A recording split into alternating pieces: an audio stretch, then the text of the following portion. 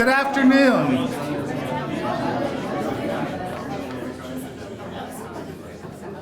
Thank you all very much for coming. Good afternoon and welcome to today's program, The Life and Legacy of Nannie B. Hairston.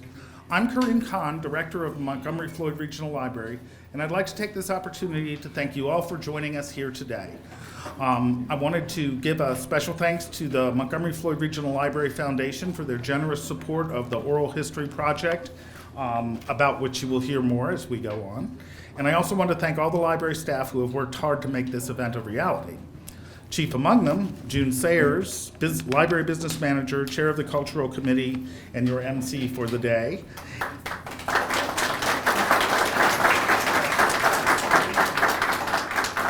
And Selena Sullivan, Branch Manager here at Christiansburg Library, Chair Wrangler, and she is here somewhere. Where is she?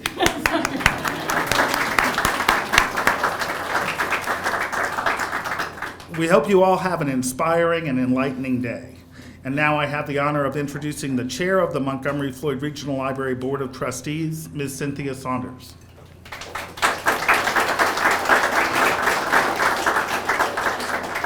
Good afternoon. It gives me great pleasure to welcome you all this afternoon to hear about this wonderful oral history project. Oral histories are an important part of our past as well as our future. And on behalf of the Montgomery-Floyd Regional Library Board of Trustees, I welcome you and hope you enjoy.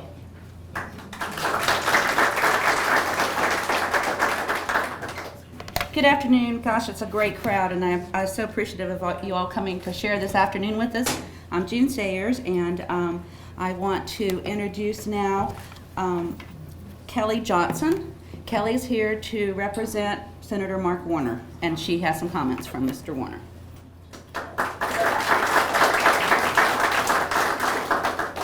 Well, good afternoon. Like June said, my name is Kelly Johnson. I'm Senator Warner's regional representative for this part of the state based in our Roanoke office. The senator wished that he could be here today, but instead sent a video message with some of his thoughts about his good friend, Nannie Hairston. Hi, I'm Senator Mark Warner, and I'm sorry I can't be with you in person today, but I hope all of you will enjoy this celebration of Nannie's life and legacy. Through her work as a civil rights advocate, Nannie made a tremendous impact on the region and the lives of everybody who lives in the New River Valley. As we know, she was the driving force behind the creation of the Montgomery County, Radford City, and Floyd County branch of the NAACP, and became an integral part of the local fight to desegregate schools. And through her activism, she became a charter member of the League of Women Voters of Montgomery County. These activities show that she was always generous with her time and energy and never ever stopped working to help others, to make sure that we all try to be better citizens. So truly our Commonwealth is a better place from her leadership and from her activities, and I know that Nannie will continue to be remembered by the countless lives she touched, including mine. So thank you all for allowing me to send this message, and what an appropriate time to have this celebration. Thank you all.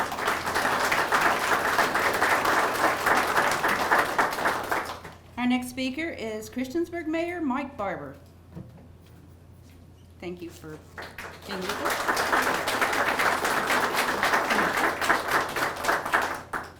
It's a hard act to follow right there. I appreciate the opportunity to come and talk about Miss Nan. Throughout my life, there have been four really influential people early on, and one, Miss Nan, was a little later on in my life. But obviously, my mother was a driving force. There was a lady by the name of Sadie Vaughn. And my mother, I was a product of a. My mother was a widow and had three little kids. I was going to say Higgins, but that's what we were. Anyway, had three kids, and she of course had to work. So Miss Sadie Vaughn came to us she came to us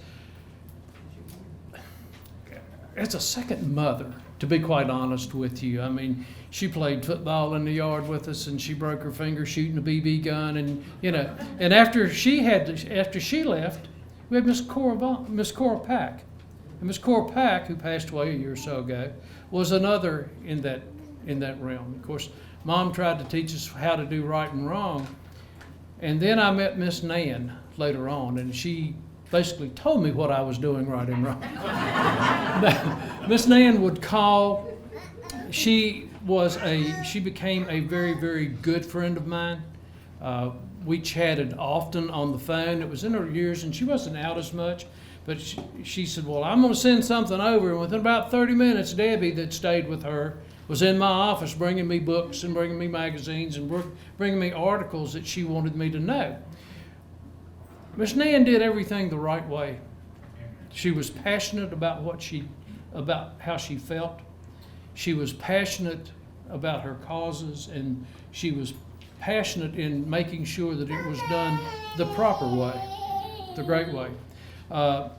Through Nan, I learned, being born and raised here, I should have known this anyway, but I learned that the community center was the very first Christiansburg Institute. And that was her passion. She loved and wanted and urged me and begged me as a town and as a council to help them renovate as much as we could. And we were fortunate enough, we granted them enough money to get a roof put on the building so they can at least start preserving it the way it should be preserved. But I always, I guess because of the phone system we have in the town, her name came up every time the phone rang from her, and I would just look down and say, well, what have I got scheduled for the next hour?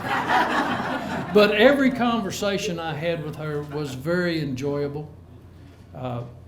She and John did so much for this community. Their children have done so much for the community. They were raised right.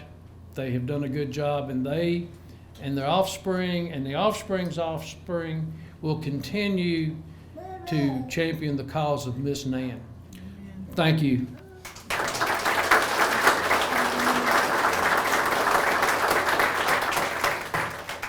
Next we have Delegate Nick Rush, good friend of Mrs. Harris. Thank you. I was trying to think of what I wanted to say today.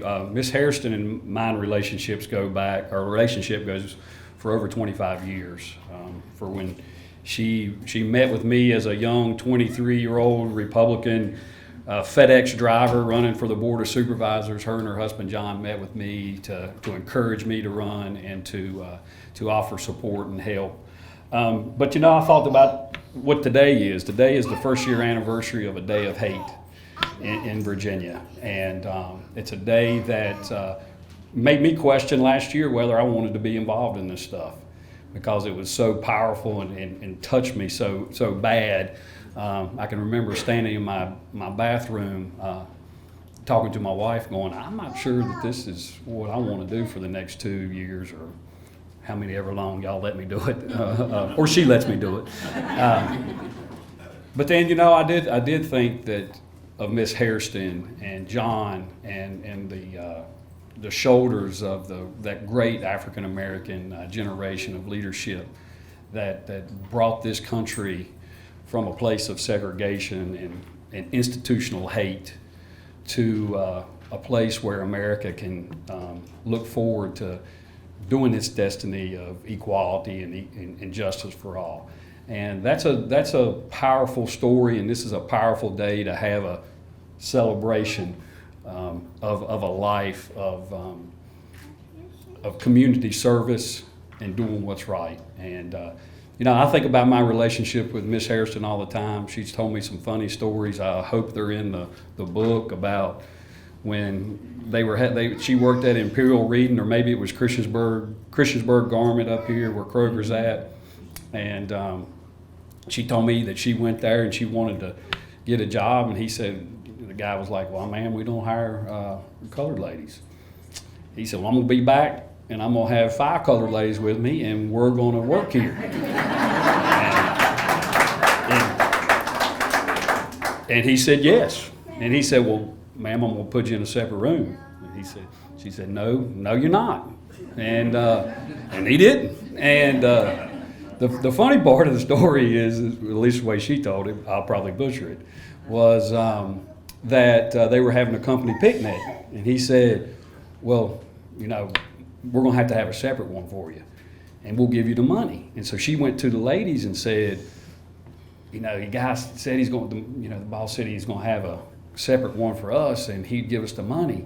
And she's like, but I don't want to do that. She said, one of the ladies says, take that white boy's money. And so, but she didn't. She stood firm, and they integrated that company picnic that year.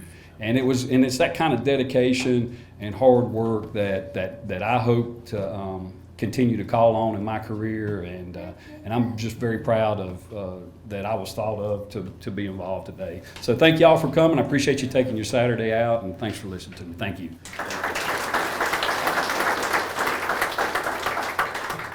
And we're honored to have Delegate Chris Hurst today. He wants to present a resolution to the family honoring Mrs. Nannie B. Hairston. Thank you. Unfortunately, I did not have the privilege and the honor of being able to have the relationship with Ms. Hairston that Nick did. So Nick said wonderful words about her, and also too about where we are in this Commonwealth, in this country here still today, and the lessons learned and imparted by John and Nannie, I think, need to be remembered going into the future, because the struggle that they fought so long in is not over. Unfortunately, and something that we continue to struggle with as a Commonwealth and as a General Assembly each and every day. Now, it is really quite an honor to be recognized by the Virginia General Assembly. We do joint resolutions rarely. We do those for people who have done extreme community goodwill and have represented their areas with distinction, either through their works while they're alive or in recognition of their passing. Unfortunately, we had to do the latter for Ms. Hairston earlier this year, but we did do so in her honor.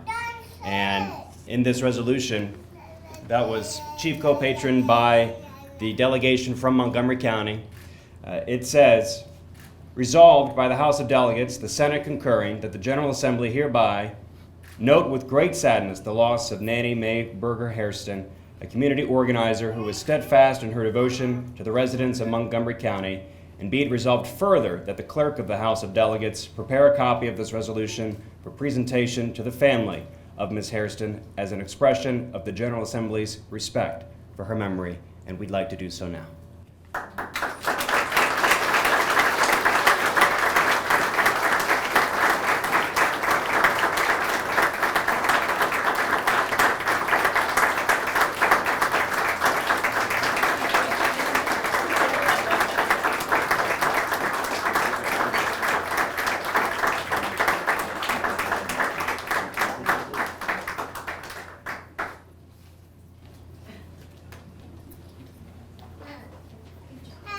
Thank you very much. And I'd also like to point out that at Mr. Hairston, Mr. John Hairston's passing, Delegate Rush sponsored a resolution on his behalf, and there's a copy of that in the back. Our next speaker is Montgomery County Supervisor Mary Biggs.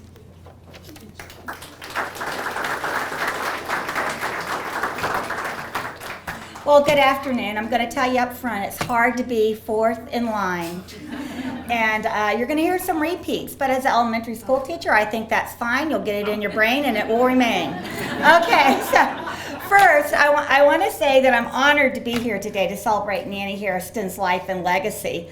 Nannie was a passionate and committed leader in our community, and she stood up for what she believed in, and she pursued it with love, perseverance, and patience. Along the way, she included and engaged others, including me, in her causes with her warm and welcoming way. Her friends and family will tell you, this has been referred to before by Delegate Rush, that Nannie never allowed hate to have a space in her life. Maya Angelou once said, "Hate, it has caused a lot of problems in the world, but it's not solved one yet." Given that fact that Nannie once had the opportunity to meet Maya Angelou, one might wonder if it was Nannie that possibly helped to inspire those words. The words seem to hold a special meaning to us today as we mark the 1-year anniversary of the tragedy in Charlottesville. How very fortunate were we that Nannie came from West Virginia and spent nearly 70 years of her life here in our county and community. During that time, she was a member of the NAACP and, as referenced earlier, helped to start the Montgomery County, Radford City, Floyd County branch of the organization, serving for 2 decades as the membership chair. She did this all at a time when it was not popular to be a champion for such an organization. And let me tell you, as an aside, one of the first things Nannie did, she paid my dues the first year I was a member. Nannie also fought, as was referred to earlier, to end segregation in our local schools. While she fought for the right of all children, regardless of the color of their skin, to attend our local schools, she also valued preserving our history, as evidenced by her work in helping to restore the Christiansburg Institute campus. As we know, this was the only local secondary school for African American students until the public schools were desegregated in the 1960s. In addition, was referred to earlier, Nannie was a charter member of the League of Women Voters in Montgomery County, and believe me, she did not miss a single opportunity to vote, but also strongly encouraged others to do so. In fact, that's actually how I met Nannie. In the early 1980s, we sort of ran into each other because we were supporting candidates that we mutually agreed on, and so we were out getting out the vote for our candidates. She was loved locally and recognized nationally, including being invited to the White House twice. In 1997, the state chapter of the NAACP awarded Nannie the Maggie L. Walker Community Service Award. To this day, each year, our local branch of the NAACP presents the Nannie B. Hairston Award to one of its members who go above and beyond in their service to our local community. In 2013, my 3rd grade class at Harding Avenue Elementary School was honored to be a partner with the Montgomery-Floyd Regional Library system to co-sponsor an application to honor Nannie with the Strong Men and Women in Virginia History Award. To the students, Nannie was a living role model of history. She was one of the 8 honorees of that award and was recognized in Richmond for her lifetime of efforts to make our community a better place. Looking back at all her accomplishments and how she spoke about them, it is clear that 2 major themes influenced her words and actions: love of others and the perseverance to stand up for what she believed was right. Simply put, Nannie Hairston was one of the greatest social activists and civic leaders in our county's history. She devoted her life to being a voice for those who needed a voice. Nannie left us a legacy of leadership and love for her community. Her life's work has inspired many to follow in her footsteps in working to make our county a better place to live, not just for now, but for future generations to come. So in closing, I would offer this thought and reflection. What can each of us do to continue to honor Nannie's legacy of a lifetime of working for the betterment of our community and our citizens? Thank you.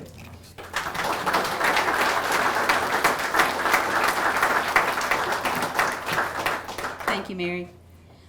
I want to tell you that a public library is a very special place to work, and I have the best job in the world. I get to be a part of things like this, and I want to take just one moment to tell you about the library's cultural committee.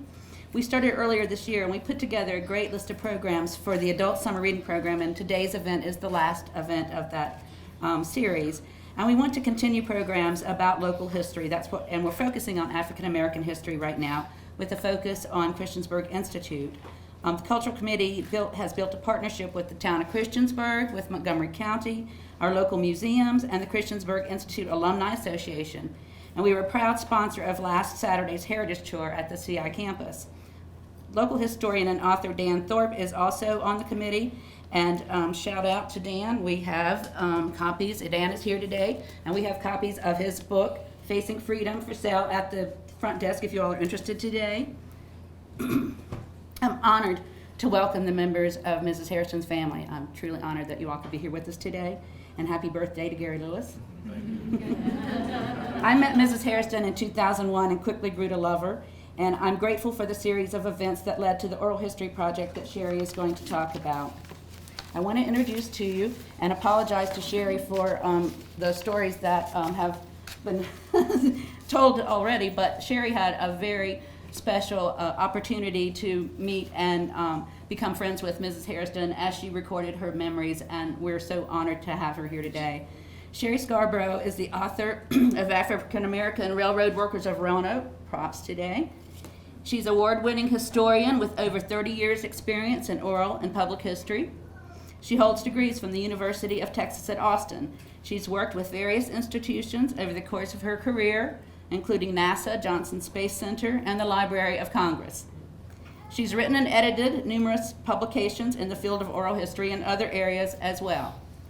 Ms. Scarborough moved to the Blue Ridge Mountains in Virginia in 2010. Since then, she's become involved in an oral history project with the University of Virginia, the National Museum of Women in the Arts, the Historical Society of Western Virginia, and of course, the Nannie B. Hairston Oral History Project. I introduce to you Sheree Scarborough.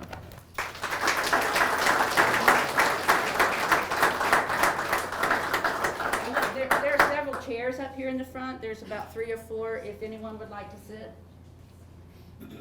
Hi.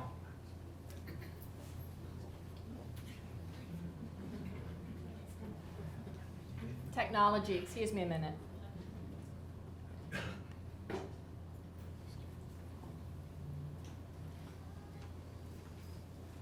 How do I get out?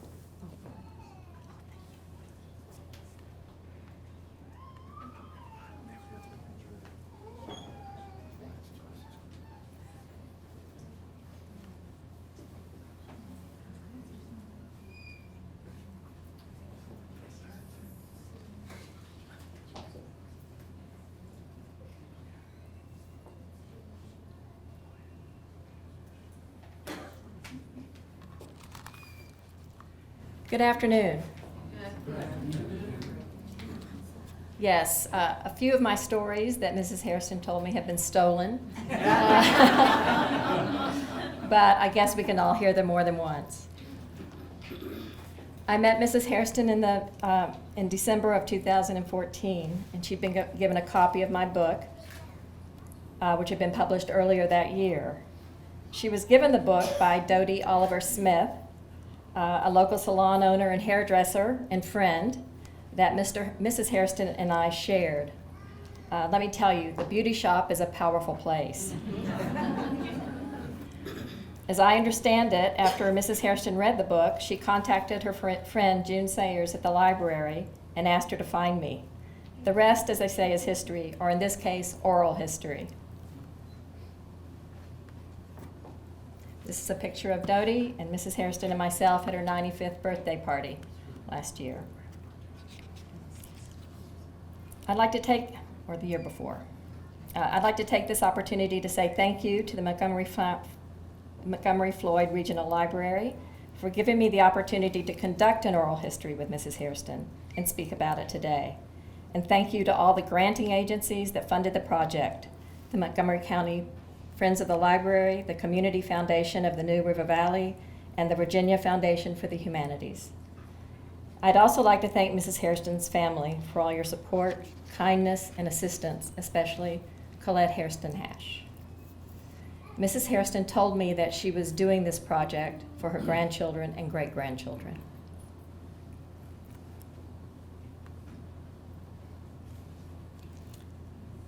Mrs. Hairston and I met over a 6-month period from August 2015 to January 2016 for a total of 16 sessions and 20 interview hours.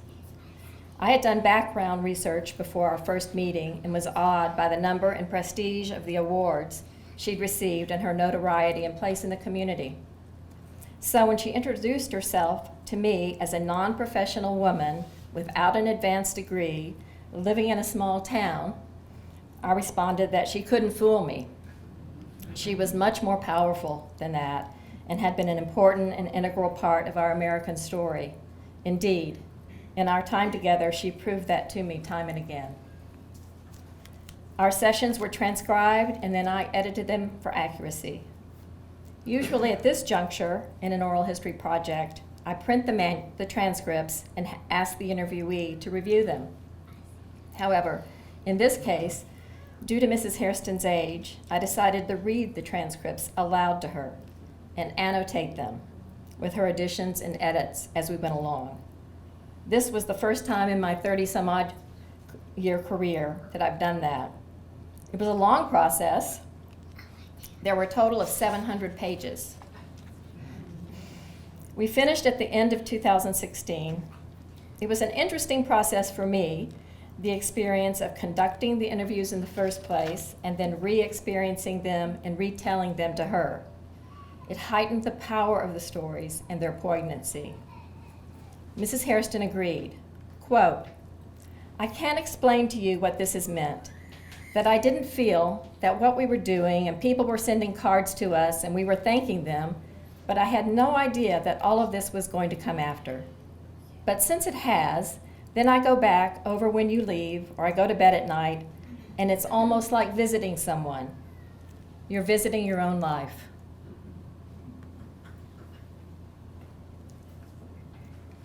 Today I'm going to share with you some of the things I learned about Nan Hairston and share some of her stories with you. As I mentioned, there are 20 hours. I cannot share everything with you today, so please forgive me for the inevitable omissions. And many of you, especially her family, will undoubtedly know these facts and stories, but I share them now because we all need to be reminded, and some made aware of, her accomplishments, her dignity, her grace, and her wisdom.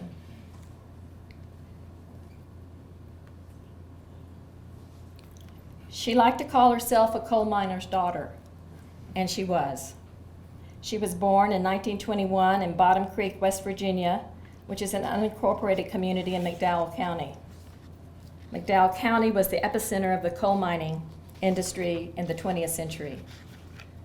There were approximately 100,000 residents at the height of coal mining in 1950, just before the decline of the industry and just before Nan and her family left. As a sad aside, today the county has only 22,000 and is economically depressed and is the epicenter of the opioid crisis. Her father, Samuel Berger, worked in the mines in West Virginia. Her family lived in numerous small towns throughout the county and in adjacent counties because the small mines Mr. Berger worked for would close or fire their workers on short notice from time to time.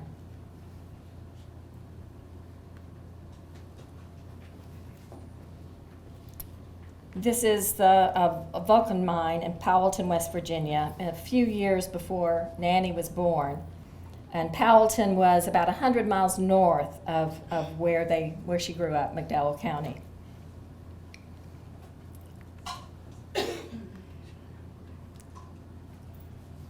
She told me, quote, "Whenever we'd see Mama and Daddy killing chickens and Mama frying them up, putting them in, she had an old pillowcase. We had something to eat when we got where we were going. We said, we're going to be moving. Mama's frying up a lot of chicken. Daddy must have gotten fired," unquote. Although they moved often, and it was a hard-scrabble existence, Nannie was 10 years old in 1931, so her early years were during the Depression. She had fond memories of her childhood. Her family was close-knit.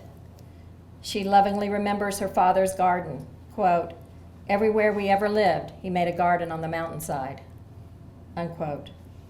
She told stories about childhood pranks with her siblings.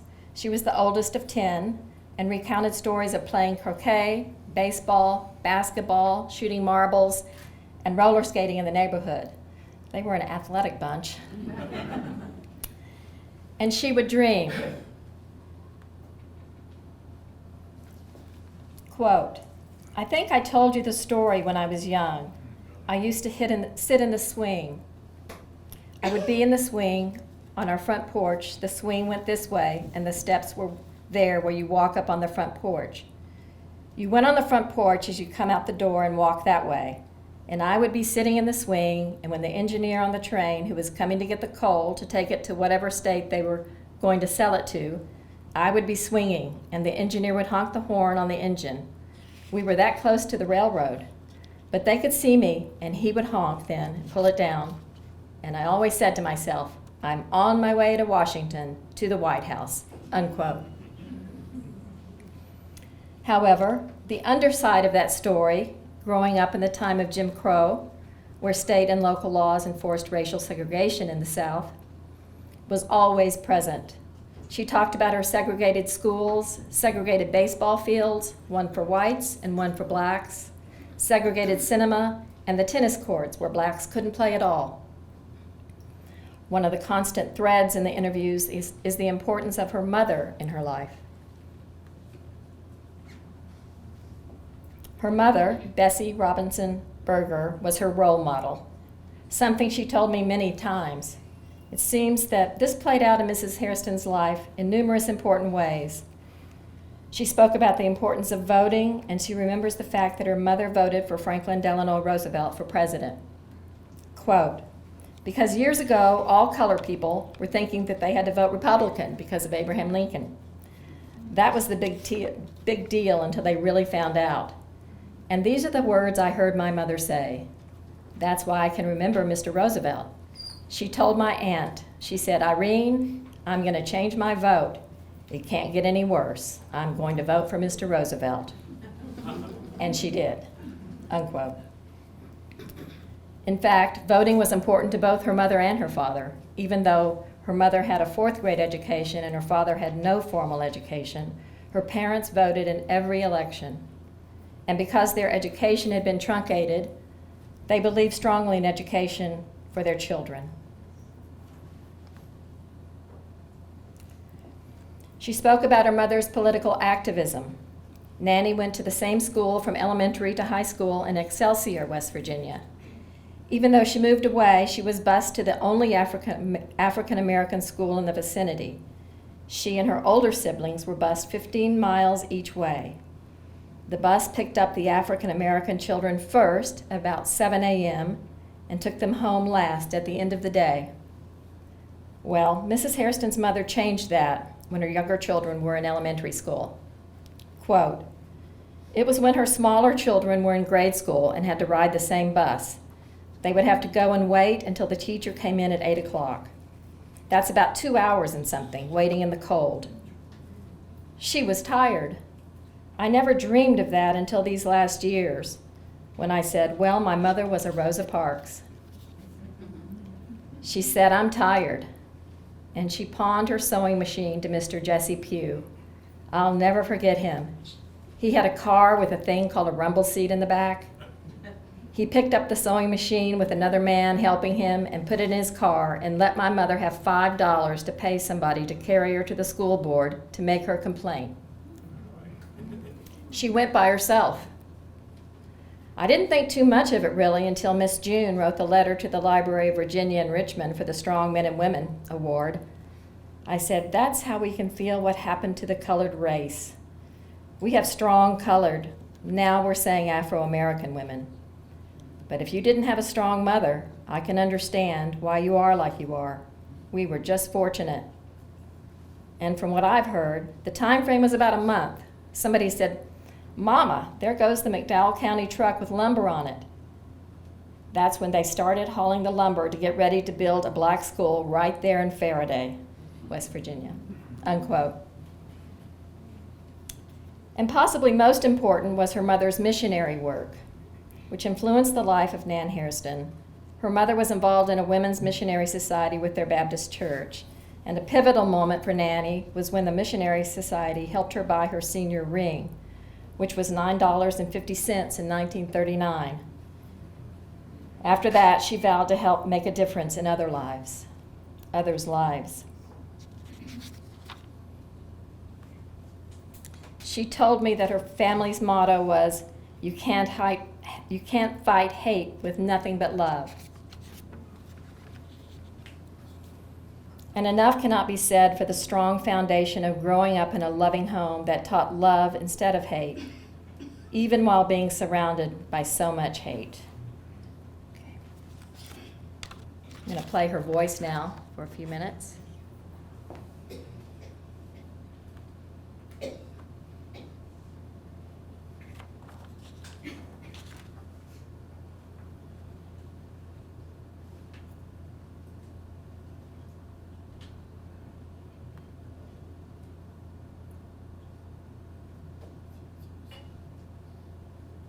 Start there. Oh, sorry. Were there other signs of segregation that you remember? We just knew our place. We couldn't go in a hotel and sleep. We couldn't go in to eat. And the restaurant that would serve you, you knew you couldn't sit down. You could go in and buy and come out, but some wouldn't even sell to you. That's where my cousin, or my mother's cousin, which was down the line my cousin, we'd go and buy food for Dad and them and trying to secure a job.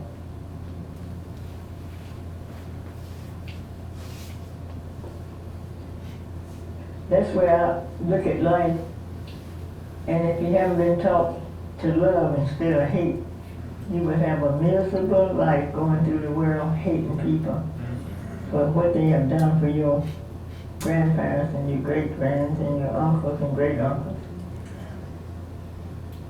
But I was happened to be fortunate enough to have parents didn't carry that hate.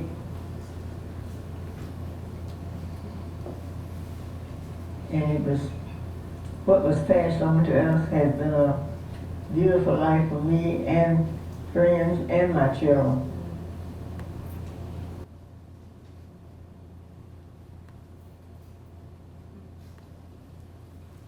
Powerful. Nannie married her high school classmate, John T. Hairston, in 1941. And in 1945, John was drafted into the Army during World War II and served in post-war cleanup operations.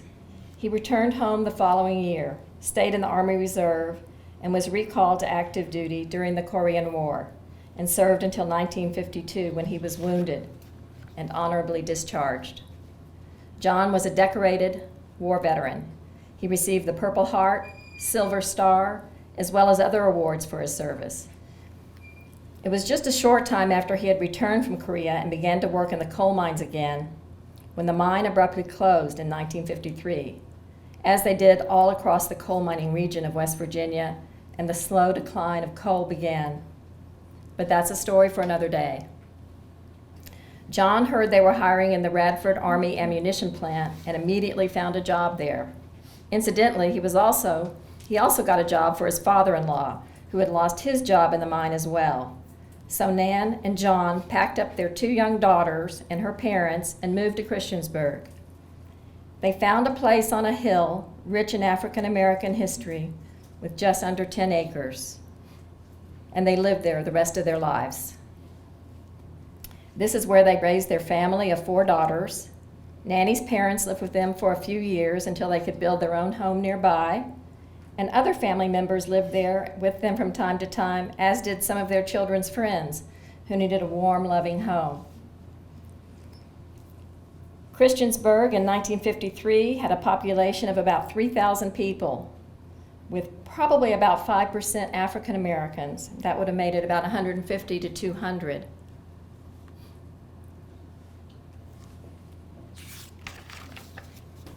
And of course, at that point, Christiansburg was a segregated community, dominated by Jim Crow. This would not have been too different from the coal fields of West Virginia, except that the Pocahontas Fuel Company, where her father ended up working and her husband worked, was integrated to a certain degree.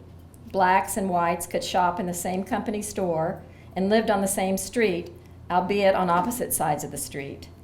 And of course, black and white men worked together in the mines.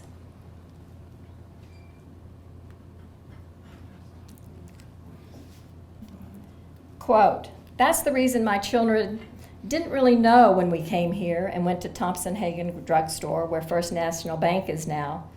Right next door to it, as you go into town on the right side, was Thompson-Hagen Drug. And when the Whites would be there eating their lunch, Catherine and Edwina would say, 'Mother, can we go get a grilled cheese?' I said, 'No, you aren't going out here on the street eating a grilled cheese. And I'm not going to have you standing up in this drugstore eating, and you cannot sit.' 'Why?' they asked. I used to tell people, 'Sweetheart, I was told when I was taking geometry in school it teaches you to reason.' And I said, 'No, it didn't teach me to reason like my children taught me.' 'Mother, why? Why can't we eat? Why can't we go over there?' I said, 'Because you're colored and we're not allowed,' unquote.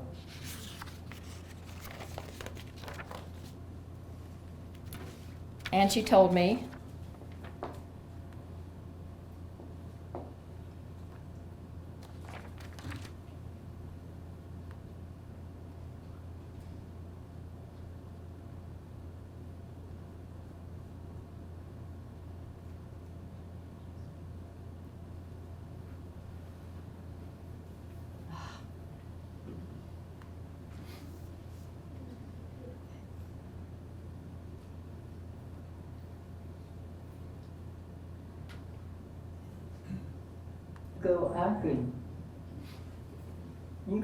go, you felt welcome, you could come in my place. But when it came down to me going to your place, a different story. I think I missed that her first words were, "Always remember this, where you could go, I couldn't."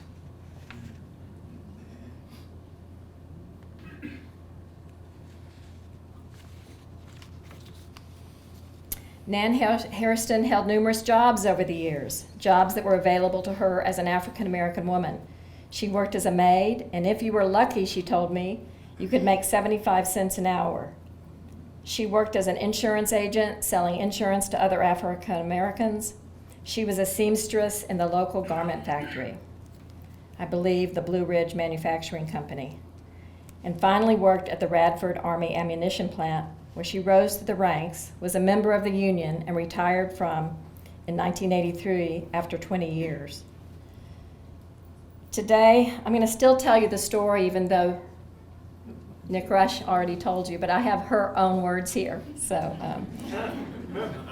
it's going to exemplify her courage and belief in making the world a better place, and her push for civil rights.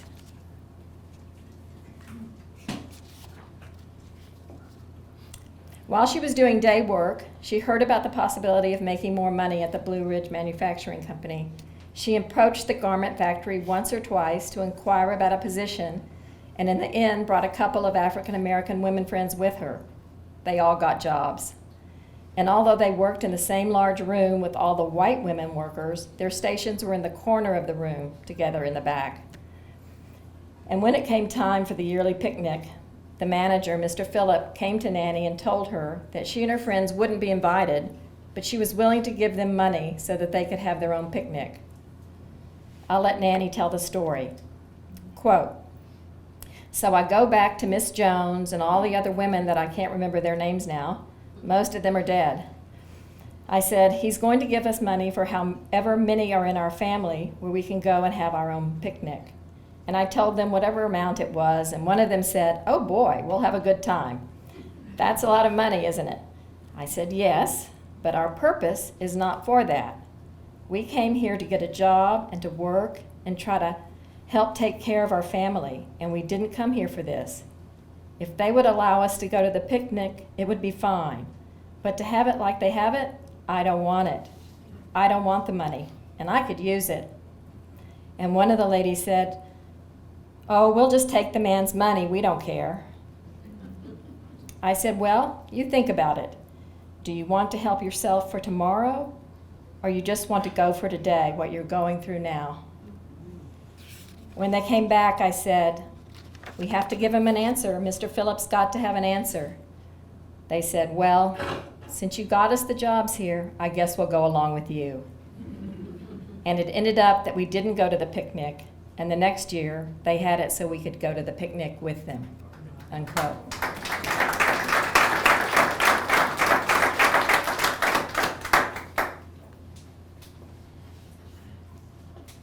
The Hairstons established themselves in the community. One of their first acts upon moving to Christiansburg was to join the Schaefer Memorial Baptist Church. John became a deacon, and they both became very involved and stayed involved all their lives. Nannie told me that she joined the church before John, shortly after arriving in Christiansburg, just a month or two before their third daughter, Diane, was born, when mother and baby had to stay in the crowded, segregated ward of the local hospital. John joined the NAACP before she did, but they joined each other in those organizations soon thereafter, a metaphor for their life together.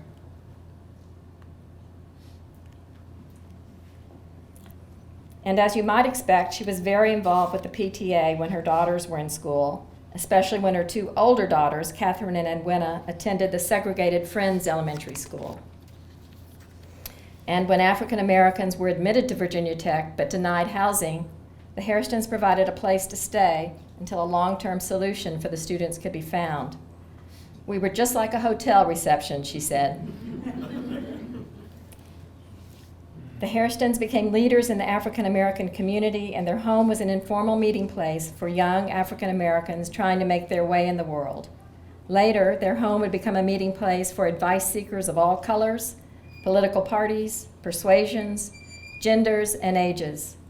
I believe there are a number of people in the audience today who benefited from their wisdom and largesse.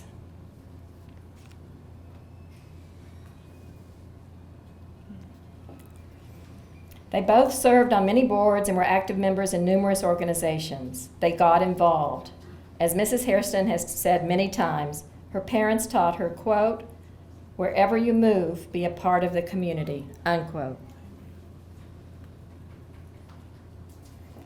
I don't have time today to name all of the organizations she and John were involved in, but I must note that Mrs. Hairston was involved in the Virginia Council on Human Relations, Montgomery County League of Women Voters, of which she was a founding member, the local chapter of the United Way, of which she was the first African American member, and the Christiansburg Community Center Board, that in part oversees the Hill School, the original site of the Christiansburg Institute, and Mrs. Hairston championed all her life. And of course, NAACP and the Democratic Party, which I'm going to go into a little bit. As I mentioned, immediately upon moving to Christiansburg, the Hairstons became active with the local branch of the NAACP. John was president in the 1980s, and Nannie served as treasurer. They were lifetime members and received many awards from the organization. There is one award named for Mrs. Hairston. Nannie told me how the organization stayed alive in those early years through the strong leadership of their efforts and the efforts of others in the community, including Mr. Reynolds, Reverend and Mrs. Calloway, and Sam Clark. One of the stories she told me was the time she and John went to Bristol, Tennessee to a Ku Klux Klan march as representatives of the NAACP. This was in 1985. Members of the NAACP were to be in the crowd to help maintain peace and pass out literature. When Nan asked for a KKK membership form, the Klansman handed her one without ever taking a look at her. She thanked him and put it in her archive.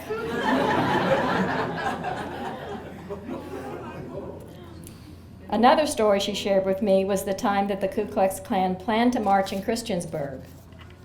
Quote, "Yes, and they were going to march, and by the time we got to where they were going to march, it was just as pretty as that light sunshine, as that light is shining over there. And by the time they got on Roanoke Street and lined up to march, a clap of thunder came.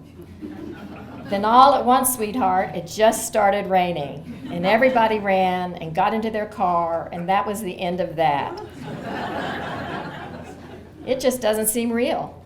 But that's what happened right here on Roanoke Street, and they haven't been back in Montgomery County to march," unquote. She may have added, "Praise the Lord."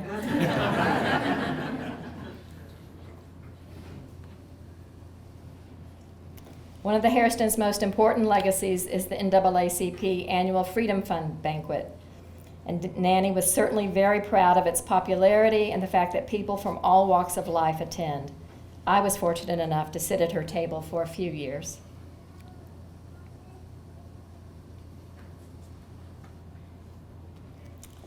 The Hairstons both served in the local Democratic Party and worked countless hours for national, state, and local candidates. One such candidate was Madison Marie, who served in the Virginia Senate from 1973 to 2002. A story that Mrs. Hairston shared with me was one that shows how long de facto segregation stayed on in some areas of the South. She told me a story of her youngest daughter, who was with her while she was campaigning for Senator Marie in the fall of 1972. It was cold and it was raining, and they'd been out all week. Colette was hungry. She took Colette into the restaurant and was told by the proprietor, quote, "You know we can't serve you," unquote. But it was almost closing time, and they were ushered into the other side of the restaurant where they couldn't be seen and ate their soup. This was in 1972. Later, the Maries became friends with the Hairstons, and he wrote her a poignant letter when she was invited to the White House that included these lines. Quote, "Nan, I'm sitting down here in Richmond. I can think of no other person in the area who's been invited to the White House. I've been in Montgomery County all my life, and I can't think of anyone to get an invitation," unquote. So Mrs. Hairston said to me, quote, "He didn't mention a president of the men's club or some organization that's outstanding in the county. He said, I can't think of any other person to get an invitation to the White House. He didn't identify me as black, just Nan, and that's something," unquote. So that little girl sitting on the porch swing in West Virginia, who became the woman, Nan Berger Hairston, did go to the White House twice. Once when John received the National Volunteer Award in 1971, and again in 1980 when she was invited by President Carter.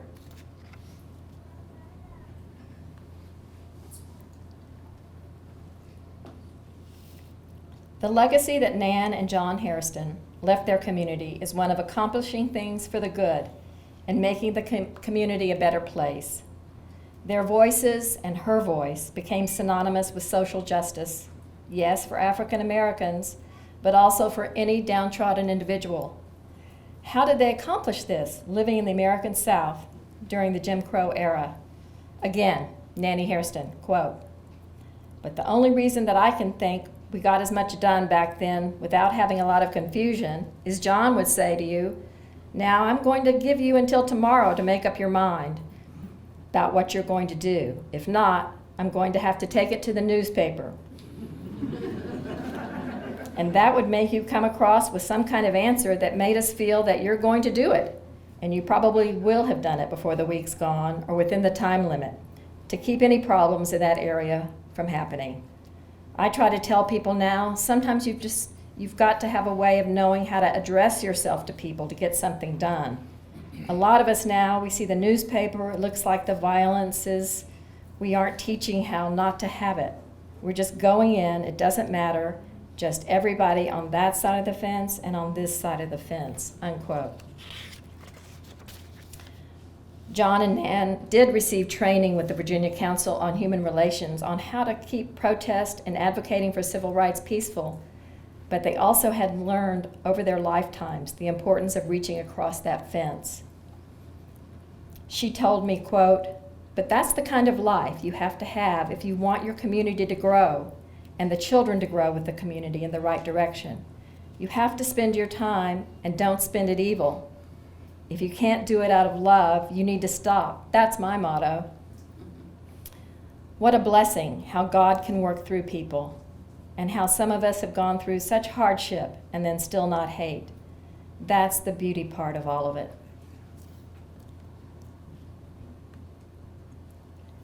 Yes, that is the beauty part of it. Imagine this story, if you will. You were born black and female in the American South in the early 20th century, just 50 some odd years beyond the end of Civil War and slavery. You moved from town to town because your father is a coal miner and worked in mines without unions.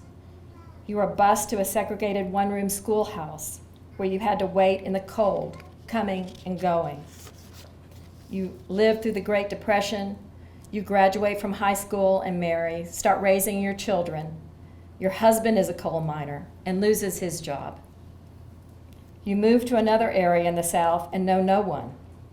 And this area is very restrictive. You can't eat in most of the restaurants. You can't go to the movies. Your children are sent to a segregated school with old textbooks. Only the lowest paid jobs are available to you. You know your place. And yet, because of your background and how you were taught to love, not hate, and get involved and give back to your community, you become a leader and pillar of that community.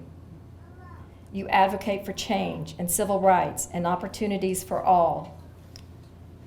You raise a family who also grow up to fight for civil rights and social justice. You have a bust carved in your likeness and placed in the county's government center. You become friends with mayors, senators, visit the White House, and receive letters from governors and even presidents. You become an icon, sought after for your advice and beloved by blacks, whites, young, old, Democrats and Republicans, men and women, preachers and sinners, office holders and newcomers, rich and poor. Your voice is the voice for love, a voice this country so desperately needs right now. This is the story of Nannie Berger Hairston.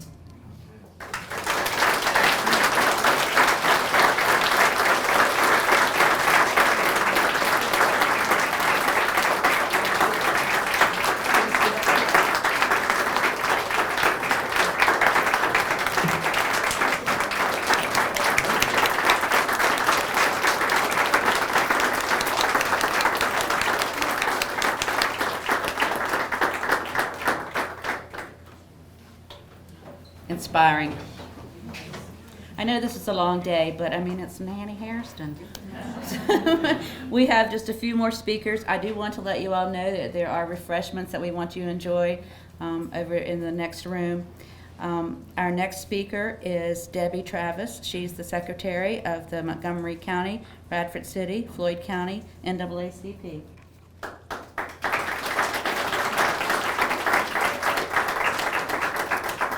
Good afternoon. It's certainly a pleasure to be here today to speak on behalf of the Montgomery County, Bradford City, Floyd County branch of the NAACP.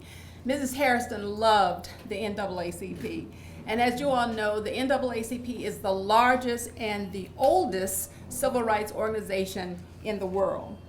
I first met Mrs. Hairston when my family and I moved here in 1995, and I knew about her before I got here. I'm from Cumberland County, and I was a member of the NAACP there, and Mr. Ernest Miller was the Virginia State Conference president. He said, Debbie, if you're moving to Christiansburg, you have to meet Miss Nannie B. Hairston. And I did just that. Ms. Hairston introduced me to people in the community, and of course, she made sure that I became a member of the NAACP here.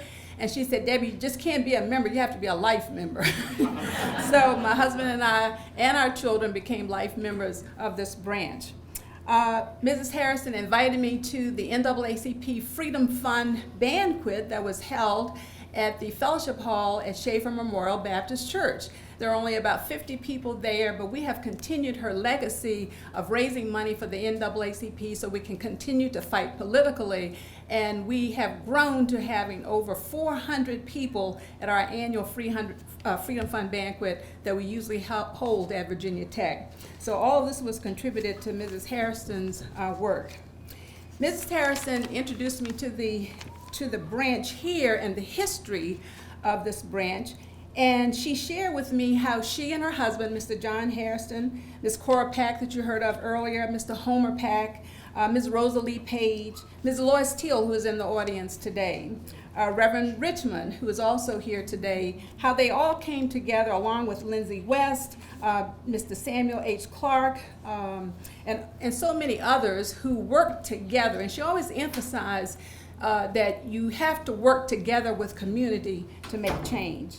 So with all the work that they did in fighting many of the racial incidences here or racial problems in the county, they worked together and collectively they formed the Montgomery County branch of the NAACP that was chartered in 1958.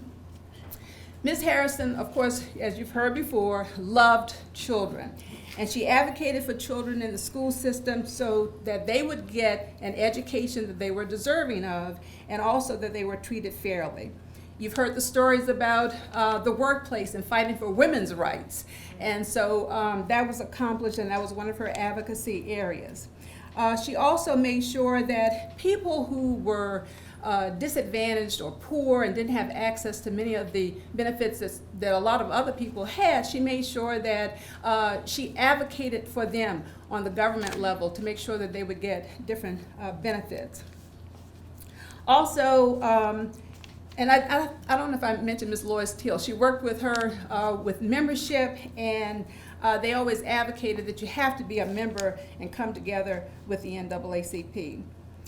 Mrs. Hairston, again, loved children, and she and Ms. Lois Teal, again, Ms. Rosalie Page, and some other outstanding leaders in the community worked to form the NAACP Youth Council. She thought it was very important that students learn about their rights, but learn leadership ability, and so she worked to form that organization, and we're continuing that legacy by having a very active NAACP Youth Council today.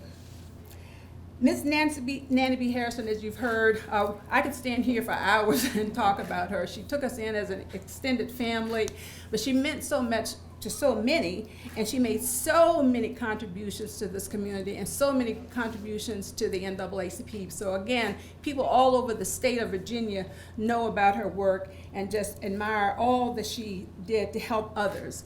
One thing she always talked to me about was never getting discouraged. She said things won't always be the way they're supposed to be, but always love, and that's something that I will always remember.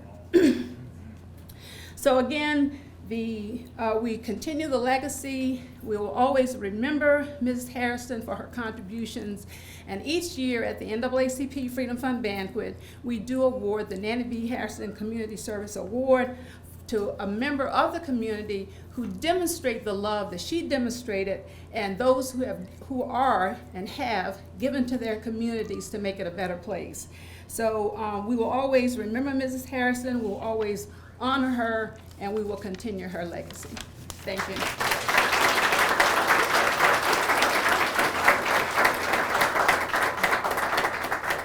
Thank you. Our next speaker is N.L. Bishop, president of the Jefferson School of Health Sciences and longtime Hairston family friend.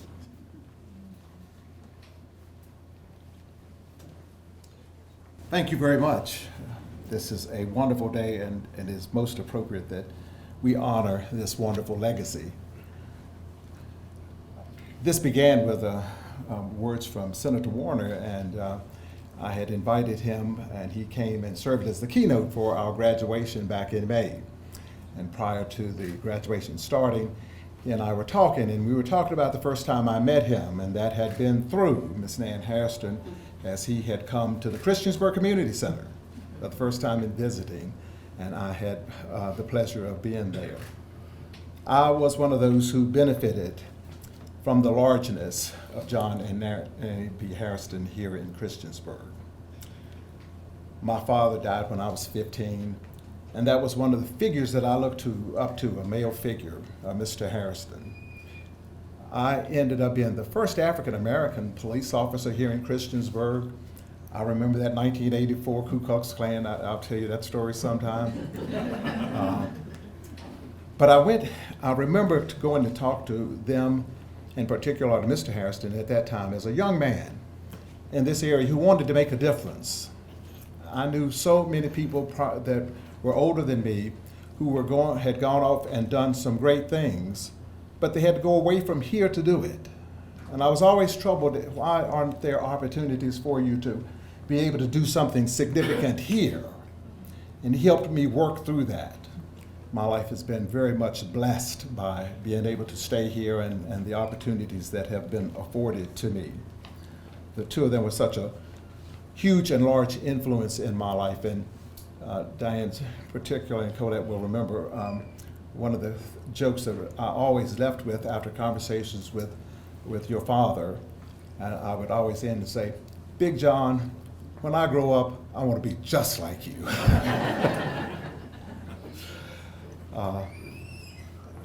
So many times of being able to connect. When Larry did the sculpture and it was presented, being a part of that experience was such a wonderful thing. When I graduated from Virginia Tech with my master's degree, I have, in a very special place, one of the treasures that I have is a pen and pencil set that they gave to me that was engraved Mom and Dad. She would talk to me in our conversations, and there were so many times when she looked at me, she said, now, you know, I talk to you just like you one of my children. And sometimes that was things I wanted to hear, sometimes it wasn't. But I was always so motivated by all that I learned from her. How to love, how to persevere. I have received so much, and out of that wisdom and the blessings that I have received, I always remember and connect that with that passage that says, unto whom much is given, much shall be required. And so I've tried to do that in my life, and I will always remember that, and with the great appreciation that I have for her. And so it was such a wonderful honor last year when I had the pleasure of being able to serve as we began and went through that wonderful celebration and Thanksgiving service for her life, that following that life so well lived. I was so very, very proud of her. And nothing made me feel any better than the times when I would be over there at the house.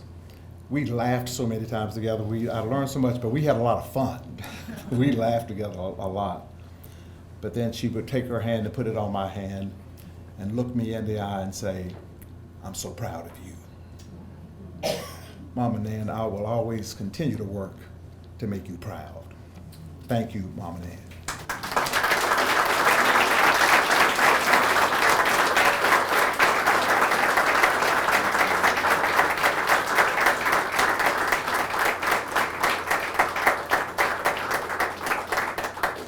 Thank you so much. Our last speaker, and then we're going to invite people in the audience if they want to share memories to do so, but our last speaker today is Larry Bechtel. Larry is the sculptor of this bust that we see here.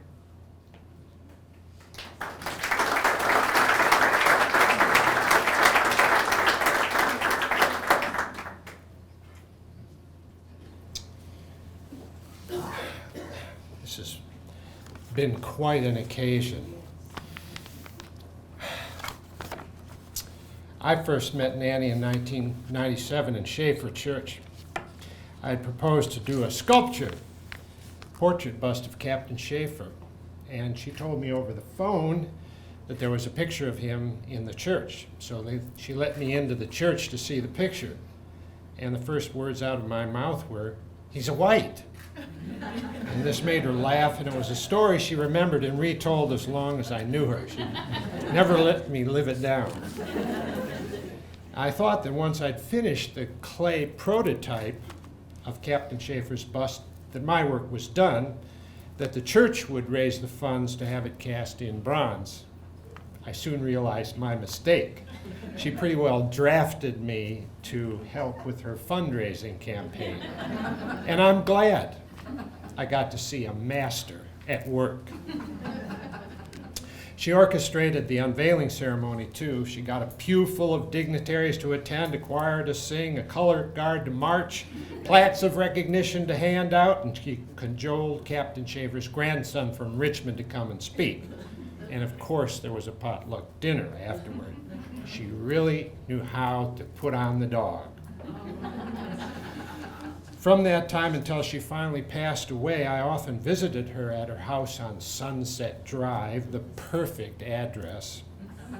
That house remained an island of tranquility, even as portions of the property were sold off, businesses built up along 460, and a ramp to 81 was built. Her house stood apart from all that. I could never visit Nannie for just a few minutes. Couldn't just dash in for a quick chat or to drop something off. Things just didn't work like that with her. There was a protocol.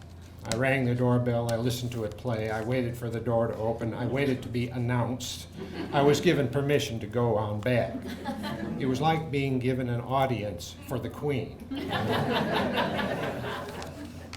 And whatever I came to talk about, our conversation moved inevitably toward more important matters. One matter was uppermost for her: history. The history of African Americans in Montgomery County, Schaefer Church, Christiansburg Institute, the preservation of Hill School, where newly emancipated slaves had the first opportunity to learn to read and write, and how things were in 1953 when she and John and her children first arrived here. As bad as Mississippi, she told me. I learned what she meant by that when I did a portrait bust of her. In 2005, I modeled her from life in that house with John sitting in the big lounge chair behind me. While I watched her face and worked in clay, she told me stories about what it meant to live here in the days before civil rights, and how she and John worked steadily and without fanfare to break down all manner of Jim Crow barriers complicating every facet of life, as we have been hearing. And over, her lesson was the lesson her mother had taught her, as we also have been hearing. You can never overcome hate with hate. You can only overcome hate with love. Those are simple words, and the lesson seems obvious. But I came to understand that living those words was hard. That hatred would have been a lot easier, even justified. After all, Jim Crow was built upon hatred. Hatred against her, against her family, against all African Americans, by white people. Systemic hatred by white people, enforced by custom and codified into law. But she was determined not to let herself be corroded by that hatred. So here I was, a white person, in her house. Many white people, as well as black people, came to her house just as I did. There in that house, in the chamber of her bedroom, where she took her meals and answered the phone and welcomed visitors, she imparted her power. The power of her personal resolve to extend that love, even as her body shriveled and her aches and pains multiplied. Nannie B. Hairston has been gone for a year. The house at Sunset Drive is or will be sold, I suppose. I feel the loss of her presence, I'm sure we all do, and the place where so many of us crossed paths.